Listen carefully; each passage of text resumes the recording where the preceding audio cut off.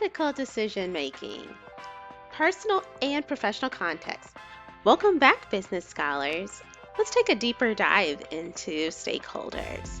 But in order to do that, we got to go back to chapter 1. Not back to the future.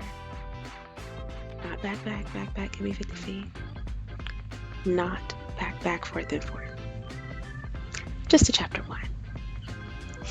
And we're just going to, like I said, we're going to break that down or unpack that a little bit. And feel free, if you have your buzzword bingo or corporate bingo card available, go ahead and check some things off. I'm feeling a little competitive today. I already have mine up. It's right there. Who says we can't have a little fun while we're reviewing and getting ready for tests, right? So, let's go. Okay, so the reason I said actually go back to chapter 1 is because chapter 2 does allude to what a stakeholder is, but I feel like they kind of gloss over it because they went further in depth in chapter 1. So that's the reason I actually released chapter 1 to you guys to read only, and you have the PowerPoint with it. Although, if you look at just the PowerPoint by itself from chapter 1, it gives this really generic definition. It says a business stakeholder is anyone who affects or is affected by decisions made within the firm, for better or for worse. We can do better than that. I'm just going to say it like that. Let's actually go into the book.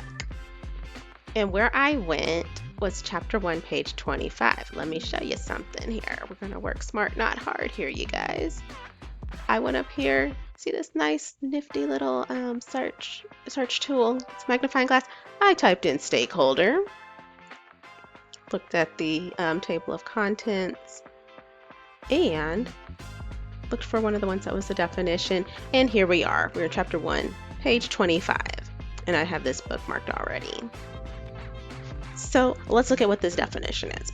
In a general sense, a business stakeholder will be anyone, and I mean anyone, who affects or is affected by decisions made within the firm, for better or for worse. Failure to consider these additional stakeholders will have detrimental impact on those stakeholders, on stockholders, and on the firm's long-term sustainability as a whole. This perspective is articulated effectively by Whole Foods Market's Declaration of Independence. So if we go a little bit deeper into what a stakeholder is, we're talking about the employees at the business or a firm or within an educational institution. So from leadership all the way to the frontline workers and the worker bees that are doing the work. We're talking about if there's any type of specialized funding available, so the people that are helping fund the cause. So in my case, in higher education, that would be for one of our grants. We had one from the Department of Labor. We've had stuff from the Texas Higher Education Coordinating Board, as in the people that run all the stuff for the state colleges in the state, the big wigs down in Austin. And we've also had some individual grants from some of the major employers in the area, so such as Chase Bank and the United Way. I remember we did a big project with them too. So they would be considered stakeholders because they have a vested interest in how things go and that we're being good stewards of their money, right? You're looking at the customers or the clients, because they're impacted by the good or service that's being provided. You have the community at large and what type of economic impact that this business venture educational project may ripple out to them, right? So it could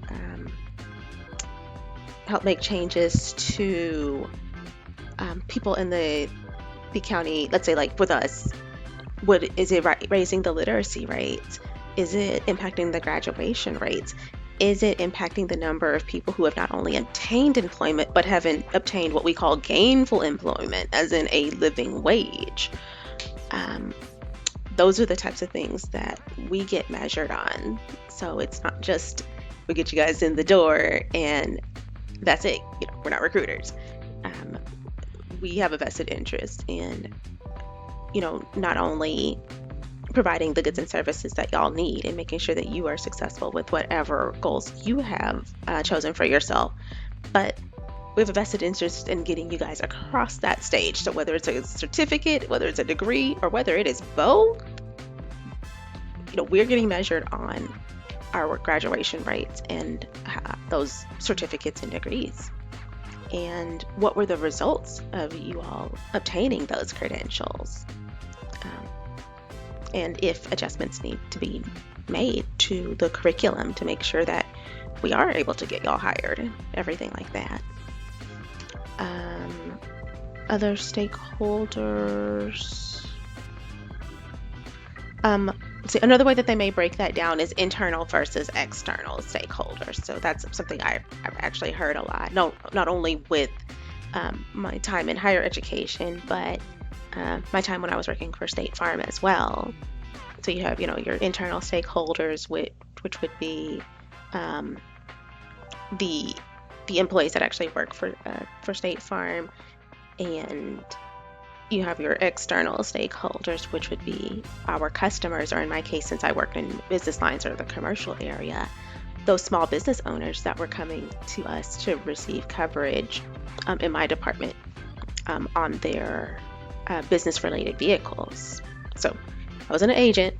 Agents are stakeholders too, but I was one of the underwriters that helped approve some of those, those contracts. So that's what we did. And, rippling further out,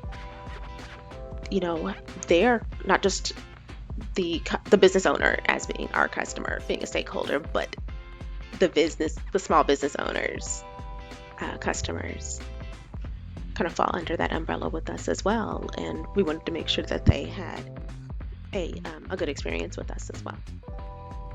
And that they were willing to, tell a friend about the service that they received.